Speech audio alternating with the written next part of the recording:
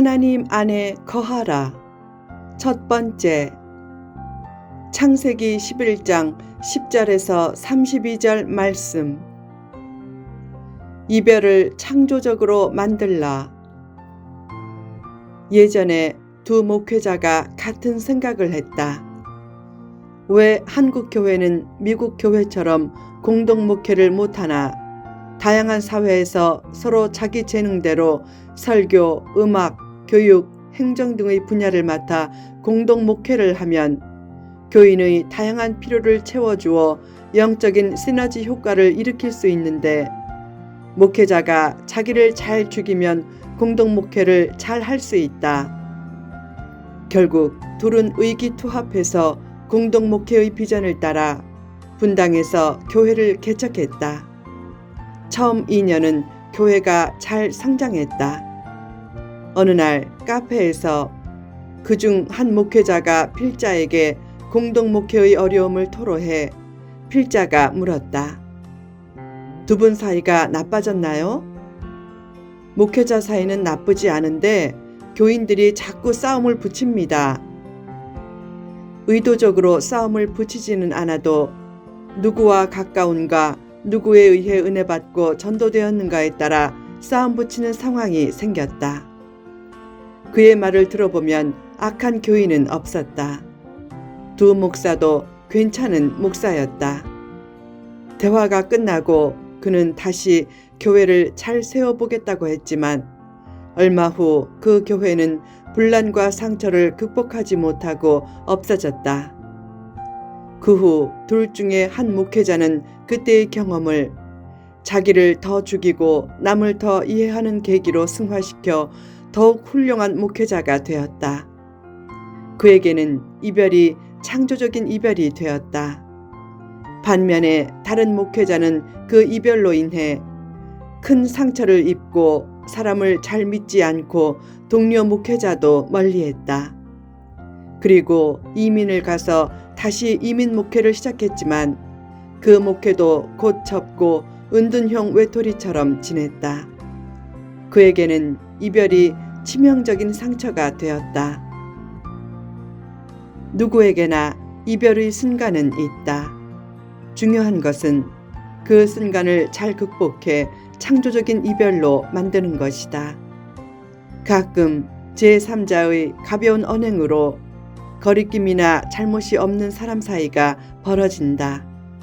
교회에서도 제3자에 의해 담임 목사와 부목사, 목사와 장로, 심지어는 목사와 사모 간의 사이가 벌어지기도 한다. 어떤 교인은 목사님은 좋은데 사모님이 별로라고 한다. 그 말은 목사를 높여주는 말이 아니라 목사와 사모를 은근히 갈라놓는 말이다. 아무리 좋은 사람도 부부 사이를 벌리면 사실상 좋은 사람이 아니다. 아내가 남편 때문에 교회를 잘 못 나올 때 이단 교주는 무조건 부부 사이를 벌린다. 먼저 성경은 가족도 버리고 뒤돌아보지 말라고 했어요 라고 한다. 그래도 계속 남편 눈치를 보면 어떻게든지 정떨어지게 해서 부부 사이를 벌려 영혼을 훔친다. 그러나 참된 목자는 아내에게 믿음의 권면을 하면서도 부부 사이를 벌리려고 하지 않는다. 아무리 불만스러워도 리더가 팔로워의 부부 사이를 벌리지 않으려고 힘쓰듯이 팔로워도 리더의 부부 사이를 벌리지 않으려고 힘써야 한다. 그것이 사람됨이고 성도됨이다. 앞으로 교회에서 목사님은 좋은데 사모님은 글쎄요 라는 생각이나 그 반대의 생각이 없게 하라. 그런 생각은 의도하지 않게 목회자 부부 사이를 벌어지게 할 수도 있다.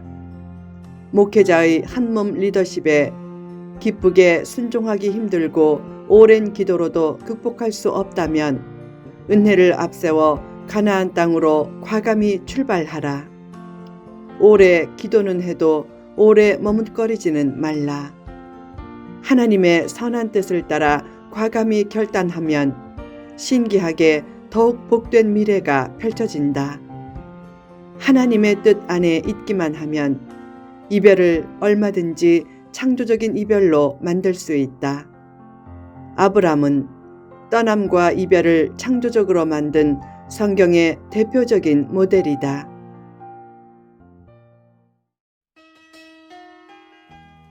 가나안의 비전을 고수하라.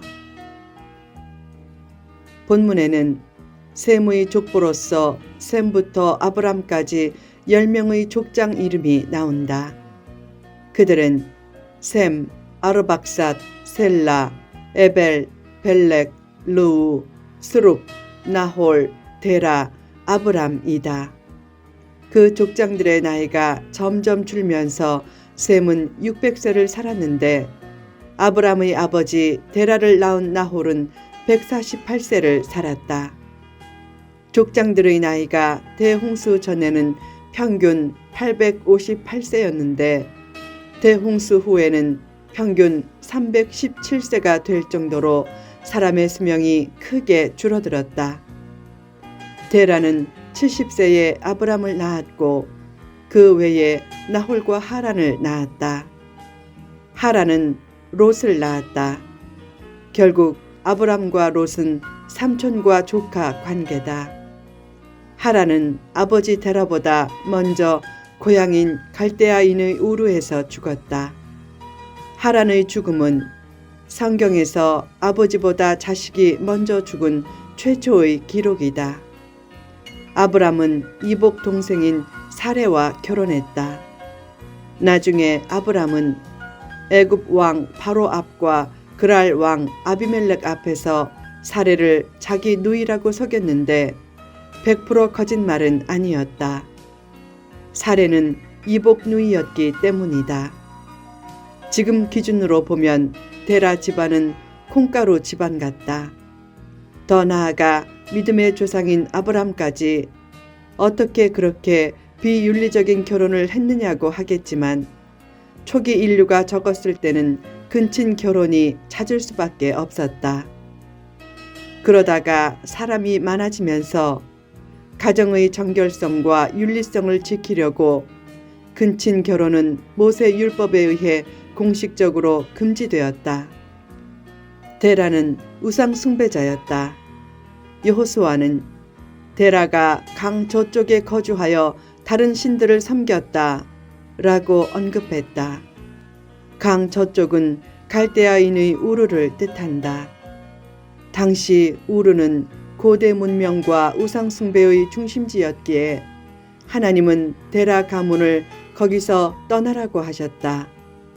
그 명령에 순종해 데라는 아들 아브람과 하란의 아들인 그의 손자 롯과 그의 며느리인 사레를 데리고 갈대아인의 우르에서 떠나 가나안 땅으로 가는 도중에 하란에 거류했다가 205세에 죽었다. 왜 데라가 하란에 거류했는가? 가나안의 비전이 약해져 도중에 포기했을 것이다. 힘들어도 거룩한 비전을 포기하지 말라. 장벽이 있어서 힘들다고 축복 여정을 포기하지 말고 반대로 어려움이 없는 좋은 환경에 안주해서도 축복 여정을 포기하지 말라. 당시에 자식이 없어서 인간적으로 저주받은 사람처럼 여겨졌던 아브람이 믿음의 조상인 아브라함이 되는 반전의 역사를 쓸 수 있었던 이유는 데라의 아들 중 유일하게 아버지를 모시고 하나님의 말씀에 순종해서 가나안의 비전을 가지고 과감히 우르를 떠났고 더 나아가 하란도 떠나면서 그 비전을 끝까지 고수했기 때문이다. 잘못된 장소를 떠나라. 잘못된 곳이라고 생각되면 가나안의 비전을 가지고 과감히 떠나라. 마음이 아프지만 복된 출발을 위해 어쩔 수 없다. 물론 자기 감정이나 자기 뜻대로 무조건 떠나면 안 된다. 미운 마음이나 교만한 마음을 가지고 떠나도 안 된다. 잘못된 것이 분명한데 그 잘못이 바뀌지 않고 공동체를 최대한 바르게 만들려고 지혜롭게 노력했는데 그런 선한 변화가 보이지 않으면 과감하게 현재의 자리를 떠날 필요도 있다. 성도가 가장 좋아하는 말은 당신 사명받았어 라는 말이다. 그 말은 이단이 영혼을 자기 공동체로 꿰거나 자기 사역자로 만들려고 가장 애용해 쓰는 말이기도 하다. 그 말만 듣고 쉽게 가정과 직장과 일터를 버리거나 기존 교회를 떠나거나 혹은 신학교에 간다고 하지 말라. 성도는 구원받은 순간부터 다 하나님의 사명을 받은 존재다. 자기를 띄우는 말에 감격해 자신이 대단한 존재가 된 것처럼 오해하면 인생길을 잃기 쉽다. 성도가 두 번째로 좋아하는 말은 세상을 변화시키라는 말이다. 물론 세상에 동화되지 않고 세상을 변화시키는 존재로 살아야 하지만 그 말도 높은 마음을 가지고 잘못 받아들여서 세상과 공동체를 내 마음과 생각과 취향대로 바꾸겠다는 자기 중심적인 세계관을 가지면 안 된다. 성도에게 세상을 변화시키라는 말은 말씀에 순종해서 먼저 나를 바꾼 후 세상을 변화시키라는 말이다. 후편에 계속됩니다.